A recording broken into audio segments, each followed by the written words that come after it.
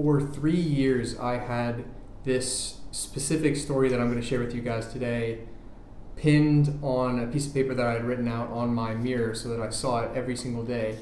And it's a very simple one. It's one that I didn't come up with. It's been passed down as an old story for a long, long time. But I think that in its simplicity, it points to the power we have over choosing which thoughts and emotions we feed on a daily basis and we continue to pour into.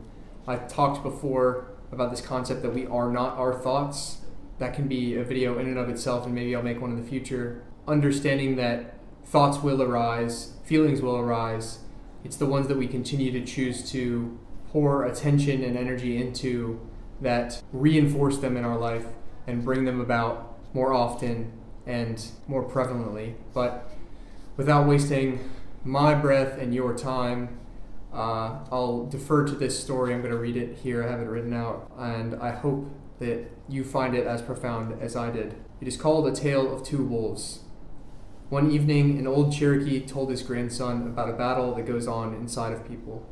He said, "My son, the battle is between two wolves inside us all. One is evil. It's anger, jealousy, envy, sorrow, regret, greed, arrogance, self-pity, guilt, resentment, inferiority, lies, false pride, superiority, and ego. The other is good. It's joy, peace, love, hope, serenity, humility, kindness, benevolence, empathy, generosity, forgiveness, truth, compassion, and faith." The grandson thought about it for a minute, and then he asked his grandfather, "So which wolf wins?" The old Cherokee simply replied, "The one you feed." I really love that story. I love how beautifully written it is, how simple it is, and I think it's a lesson that we can all take with us every single day. It's why I kept it on a mirror to remind myself every single day that we don't necessarily get to choose the thoughts and feelings that we're going to experience. They seem to arrive somewhat arbitrarily. Even anyone who's attempted meditation, or even if you haven't, just try to sit and not think for 10 minutes in a quiet room. You will find out that you can't. You actually have no control over your thoughts whatsoever, but that's not the point of meditation, and I would never encourage someone to control their thinking.